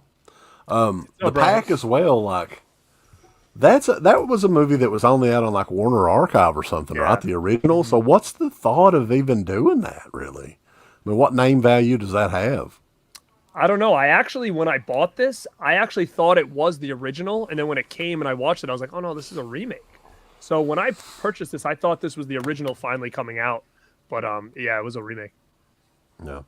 While we've got everybody in here, though, even though Uncle Bill does not want you guys to do this, me and Garrett say give it a thumbs up. If you're not subscribed to Garrett, go over to Born2BeRad, Born2BeRad. Check him out. We're at Dead Pit. Subscribe to both. We got all kinds of good shit coming up. Ain't that right, Garrett? That is right. Tons of good stuff coming. Both channels, simulcasts, individual stuff. Check us both out, guys, if you're liking the stream. And thank you so much, guys, for popping in here and hanging out with us on a Sunday night Lots as of we folks roll in into here. the kind of tail end, I think, of year 4 now. Yeah, we've been well over 100 plus the entire night total. So that was pretty good. Oh, guys, awesome. Thank you, because I know there's a lot of other stuff going on tonight. So definitely appreciate you guys hanging with us. Road Games came out July the 12th, 2016. Now, this is a weird one because this was, if I'm not mistaken, this was an Australian production. Whoa! Yay! With Stacy Keach and Jamie Lee Curtis starring. Yeah. Right? Yes. So this was another one where I feel like I had the Anchor Bay DVD, and it was another one that was kind of pretty much sought after for a while.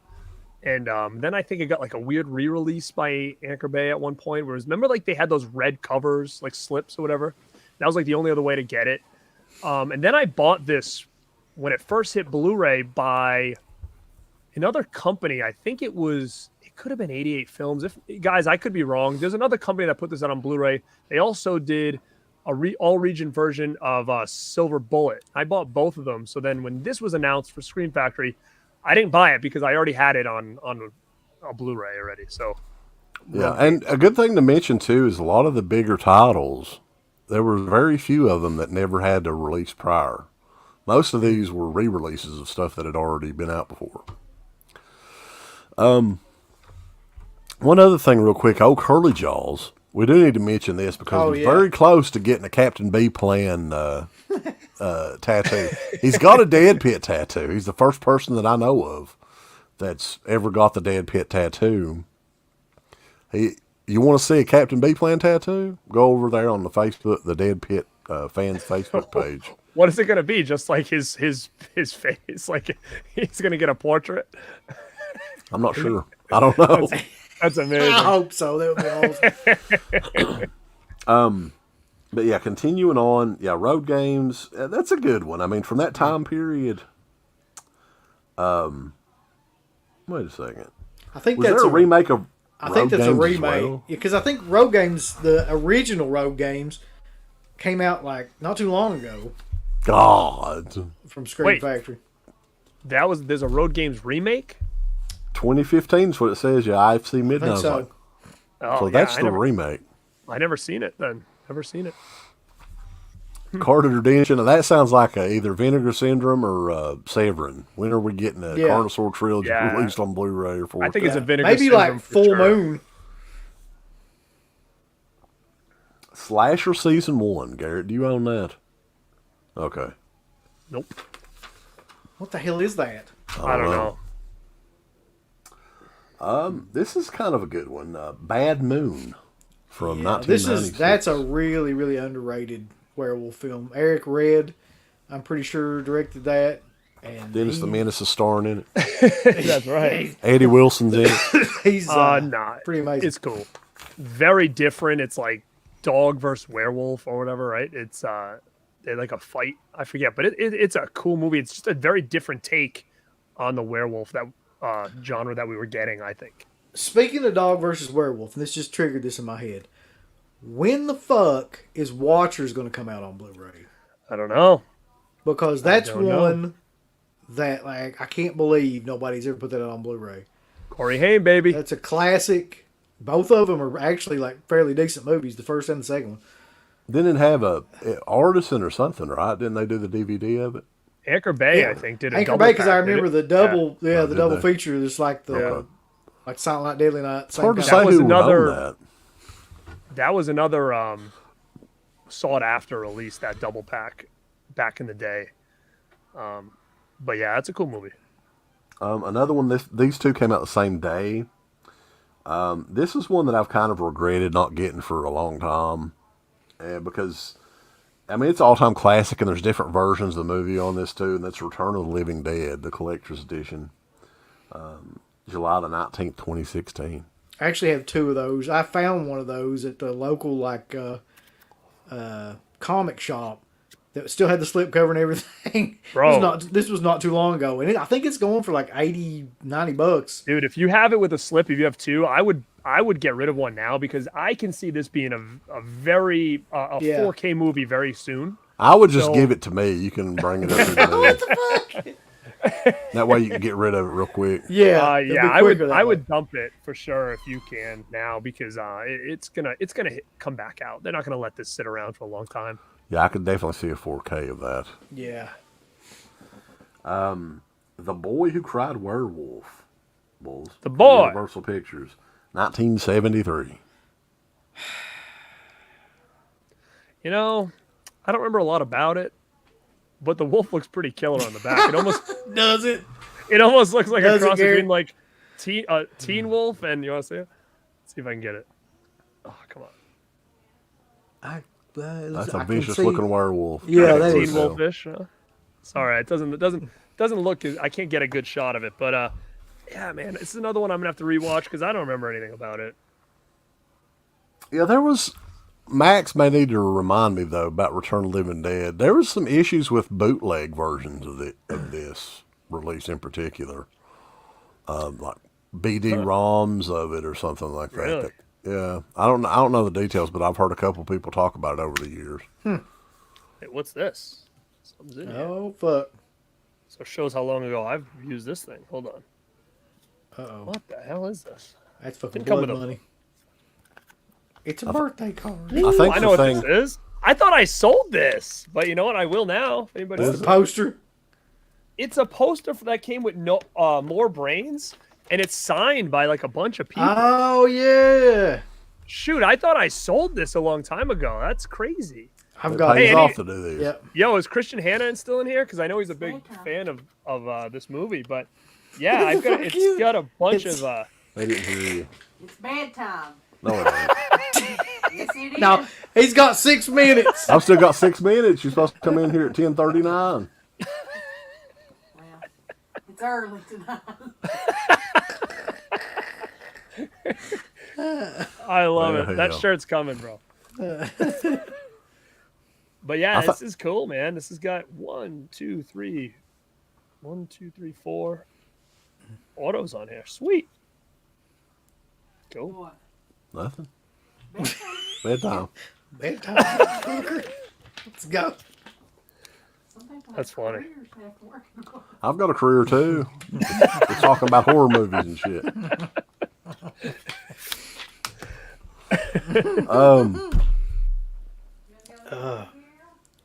Hellhole, boys. That's Eastern Kentucky. It's a movie about where we live. That was Reminds me July of that. 26th from 1985. Like that Spinal Tap song. Yeah. Hellhole. No Jake, hellhole. I got a couple more of those coming, baby. You don't have Hellhole? You don't have hellhole? Where's Oh, hellhole he's at? got hole. Here, there you Oh, go. okay. Yeah. Guess what? Sure. I don't remember anything about it. These movies really stand the test of time. That's what I was Hey, saying. I Like mean, I was. it actually looks pretty cool on the back. Joe Bob says to check it out. Says it right on the top. This could be good. I don't recall Hellhole's it. The whale. The whale's hellhole. That's close for Uncle Bill. The whale. He'll get mad. Whales and Cracker Bottom. Dwell David, hole. we'll talk. That's a sequel. We'll call it Dwell Dwell hole. We're sorry for all the people that's out there listening in Dwell, Kentucky, but you know. I'm sure there's many. I think there's only like 5 people in Doyle anyway. There's no internet in Dwell. No. It's like being a fucking dwarf. August the 2nd, The Binding. Who names this shit? I don't got it. The Binding? The Binding. August the 2nd was also Bite, and one that I do know, Invasion of the Body Snatchers from 1978. So he's got Stung and Bite.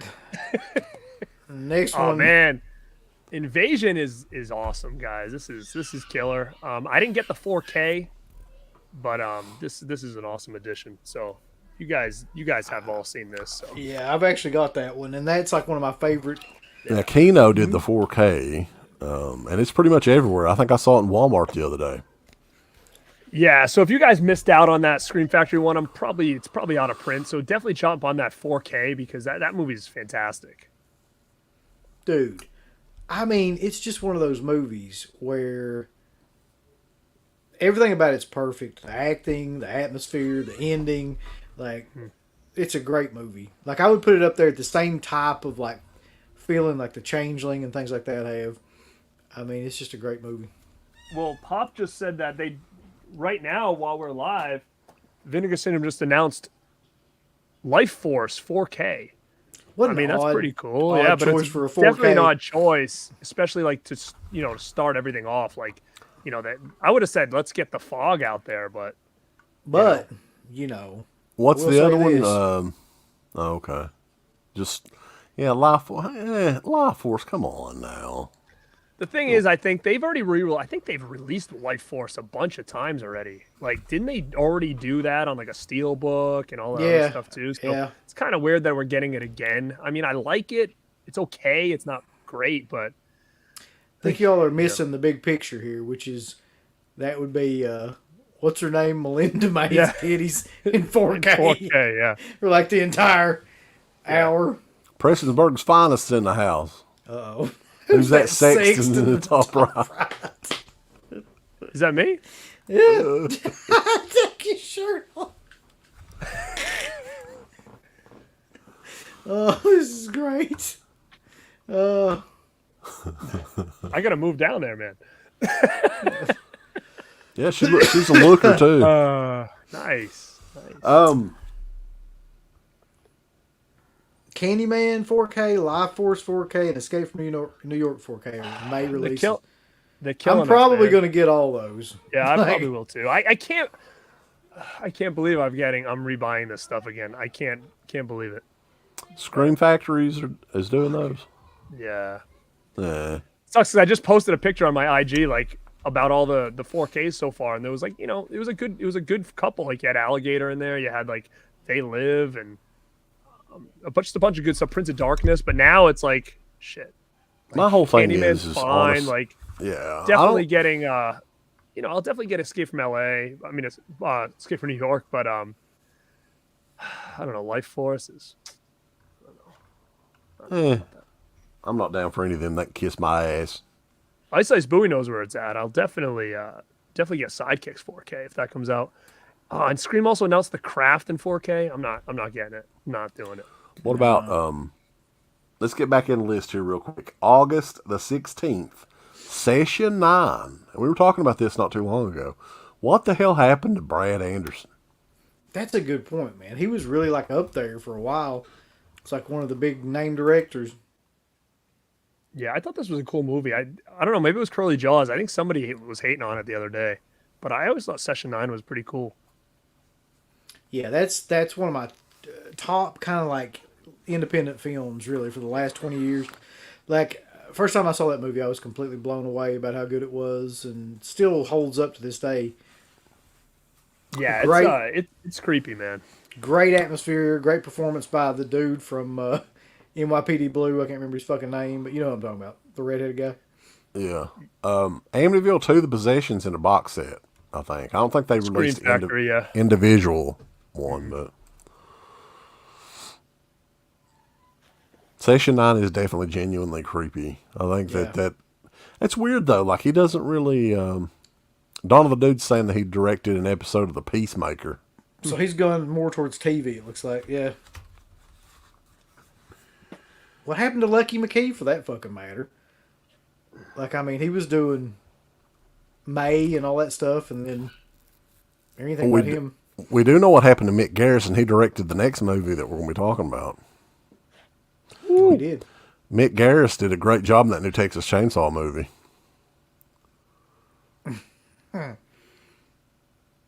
And he directed Psycho 4.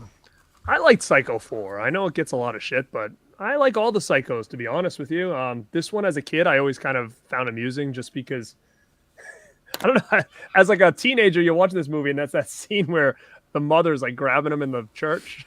You're like, what the heck is going on? You know, and as a kid, you're like, what the heck? But yeah, I liked it. I think it was a good one. Yeah, that was a direct to video one that I remember seeing as a kid for the first time in a video store. And I was like, holy shit, I didn't know they even made a Psycho 4. And I always liked it. You know, it's you can definitely tell it's a lower budget version of, you know, the story. It's like a prequel kind of story. Right. But and I always think like I think her name was the radio host in that, and I'd love to know the story behind that. CCH Pounder was her real name. Do you remember this? The radio host? And I'm like, what the fuck kind of name is that? I don't remember that, no. Yeah. CHC Pounder or something. I swear to God. Yeah. That's some, and then Olivia Hussey's Lovely. Mm-hmm. That's all I'll say. Deathstalker and Deathstalker 2. I know Garrett's got that, so you might as well hold it I do, up. but I have them on a pack on DVD, not on Blu-ray, so I didn't bring it out. But yeah, I have them. You aren't those like Conan the Barbarian style movies? Yeah. I think so. Hey, I was going to ask you guys. We were talking about the Meatball movies at some point not too long ago. Did Meatballs 3 ever come out on anything, even DVD? I don't think so. I don't think it did either, yeah. I get all those movies mixed up. Which one was Meatballs 3? Is that the one with the alien, or was that the one with the boxing? Or was it a boxing alien? Was that which is the one with Heyman all that in it? What's that one? That's 4. Is it? Yeah. Feldman's in it, right? I think it might be Feldman. Yeah. 3 is the one that's got that Sally Kellerman that just passed away in it. She's like a dead porn star. Oh yeah. And Patrick Dempsey's in it. He's like, his whole goal over the summer is to get laid or whatever, and she's the ghost of that porn star is trying to help him. It's stupid, but I always loved it. The Dead Room. No, I have seen that not. Don't got it. Metal Storm: The Destruction of Jared Sin. And oddly enough, this is a movie from 1983. What? That's what it says. I don't have it, but I'm interested now. From Universal Pictures. And it was released on Blu-ray 3D too. Really? I have no recollection of that at all. Same day, September 13th, 2016, Raising Cain with John Lithgow. That's Cool an movie. excellent movie. Yeah. Yep. John Lithgow's a very underrated actor. Yeah, I agree. Great Motorhead song, but probably a shitty movie. It's Sacrifice, that came out September 20th of 2016. Don't got it. Probably don't need it. The September the 27th, I think this was a very underrated one. Director Frank LaLaggia. It's The Lady in White. Love this movie, man. Yeah. It's just got a cool atmosphere. It's got a cool vibe to it. It kind of can go between like, this is like another one of those gateway movies, I think, for me, where, you watch it as a kid, and it's like one of those ones I feel like it's really cool around Halloween to kind of watch this one. Big fan of this. It's got like I think it's got multiple cuts on here. And I also am surprised it was never, I think we talked about this before, a collector's edition. I mean, man, this is full of features. It's got 2 discs, 2 different versions of the film. Why not? There's a lot of collector's editions out there that aren't giving you anything, and this thing doesn't have one. So it's very, very odd that this was never a collector's edition. Yeah, I always thought that was weird too. Of all the stuff they did collector's edition, I mean, I guess I understand it was never like a big hit or anything, but it was kind of definitely a cult movie. Jeepers Creepers 2 got a collector's edition, so That's a good point. Yeah. September 27th, Message from Space from 1978. I don't have it. No idea.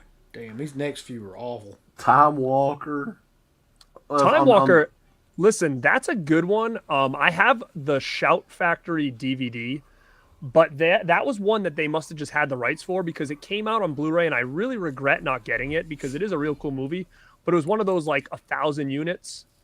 Those ones that like Scream Factory will do where they only sell like 1,000 of them. Time Walker was one, and it was kind of like one of those early ones where they did that. So it's long gone now. So I kind of regret not getting that one, but I do have the Blu-ray, the DVD. They had like 5 or 6 different releases. Yeah, the Up from the Depths was another one from 79. Yeah, I got that one. I think it might have been in like a double pack, I think. The Velvet Vampire. Don't got it. The Velvet Vampire. And the last release of 2016. Fender I got a Bender, little boys. Fender Bender, baby. God, you do have that one. Fender Bender. I don't remember hating this. It's kind of like a weird. Oh. I don't remember. I don't remember a lot about it, but I don't remember hating it, to be honest. But I bet can it's no give you a- count. I don't know. Is it like that? It looks like a Hitcher rip Kind off. of. But he's got like a weird what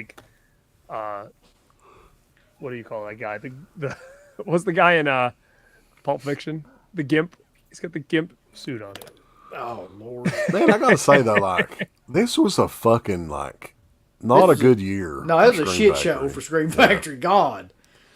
Yeah, I mean, you got some big additions like Return of the Living Dead, Texas Chainsaw 2, but that Army of Darkness. But it wasn't like the other years. They brought us a lot, but just nothing like really big. Like there was no big box sets here. There was no, big additions like Nightbreed or anything like that. So I don't know. Kind of almost seems like a transition year, kind of. If anybody actually liked us from Scream Factory, we could ask them about what the fuck happened during that year because that's 90% of those movies. Yeah, just really awful. trying to.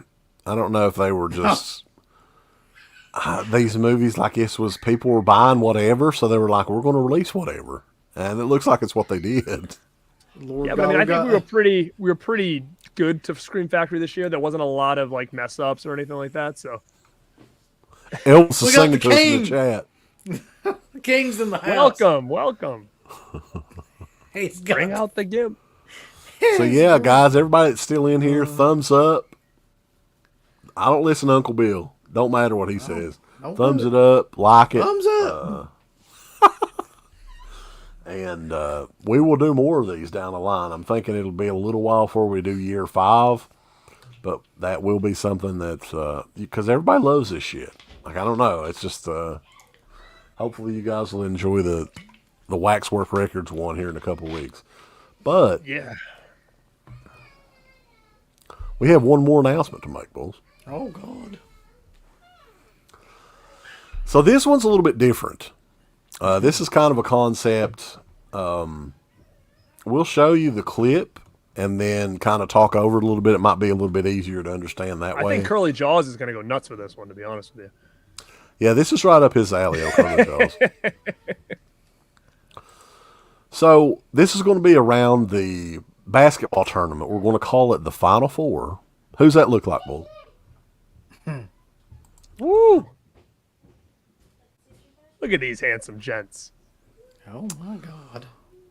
So kind of our generation of horror filmmakers, you know, when we were growing up, it's their final 4 films. So each director's final 4 movie, or final movie. And we're going to have it's going to be like a damn tournament to see So killer. which of these guys, Hooper, Craven, Carpenter, and Romero, have the best final film.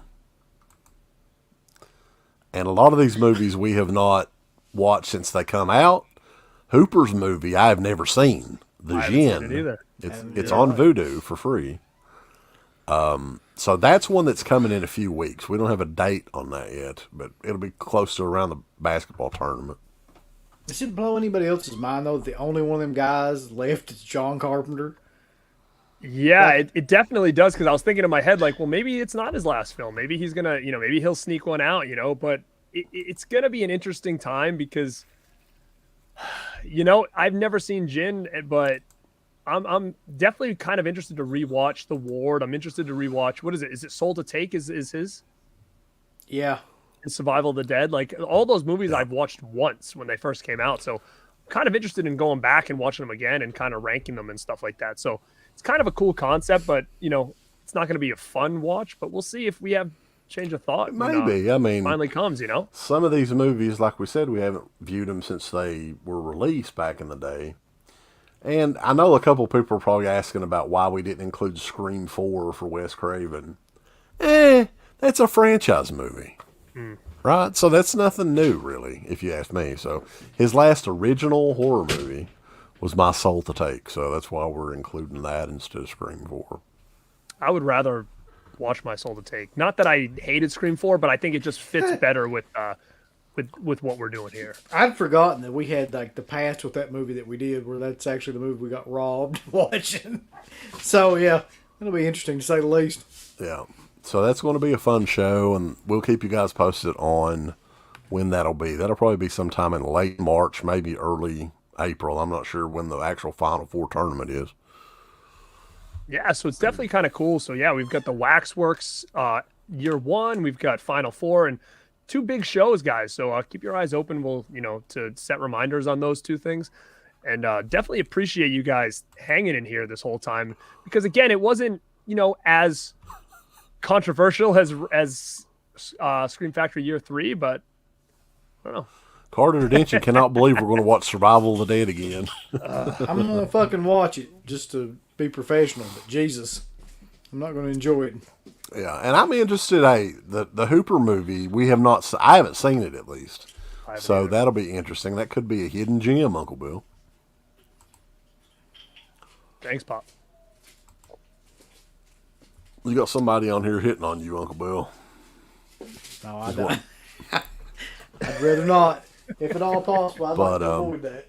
Yeah, we appreciate everybody tuning in. Definitely thumbs up the video. Garrett, you got anything else planned in the near future? I know you're going to be on a stream later on this week, right?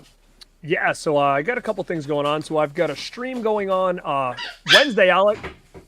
Oh! Wednesday, I will be a guest on MidLevel Media's channel. They're going to do like a horror, kind of like a Blu-ray, 4K DVD roundtable. I also know Pop's Movie Dungeon is going to be on it as well. So it'll just be a fun time, just, me interacting with a new group of people. So definitely check that out Wednesday night at 9 p.m.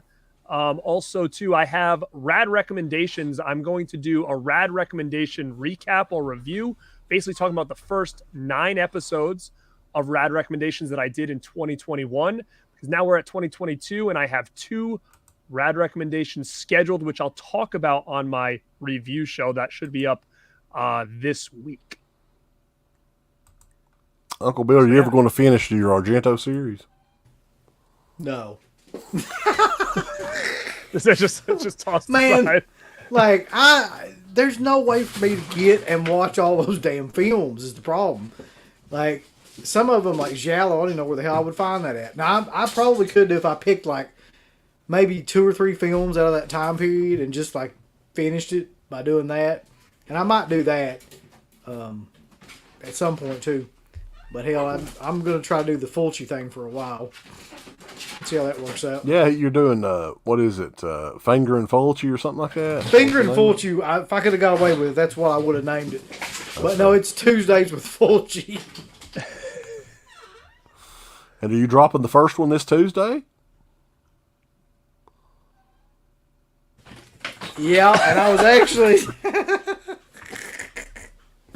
actually going to see like what film people would want me to start with, because I know which one I would want to start with, but I don't know like what other people's opinions would be.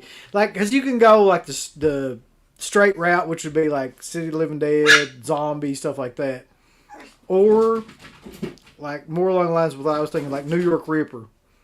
So. The mayor says that Giallo is available on DVD from Hamilton Books for $4 or $5.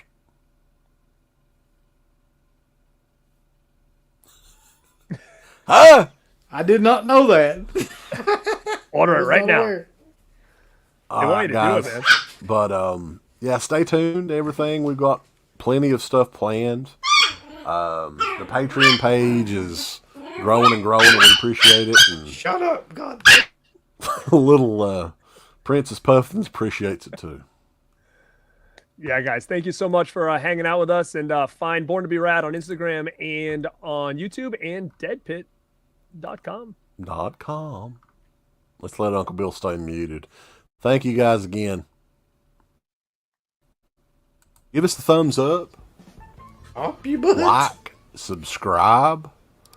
And if you subscribe, here's something else you can do. Once you subscribe, you can click the bell notification, right? And it'll notify you anytime that Dead Pit puts up new shit. Or don't. I really don't give a if you do or I not. want you to. I want you to. I don't care. Let's keep our community growing here on YouTube. I don't like it. I don't want you to do nothing. Listen, they need to do that, pal. No, don't you dare touch it. Thumbs up. Subscribe. And click that bell. Thank you to all of our supporters on Patreon. Deadpit on Patreon.com is the only place to check out a complete archive of the old Dead Pit radio shows all the way back from 2005 on, in addition to the midweek shows and fan commentaries, exclusive podcasts, and much more. Dead Pit on Patreon.com if you're interested. Tiers start at only $1.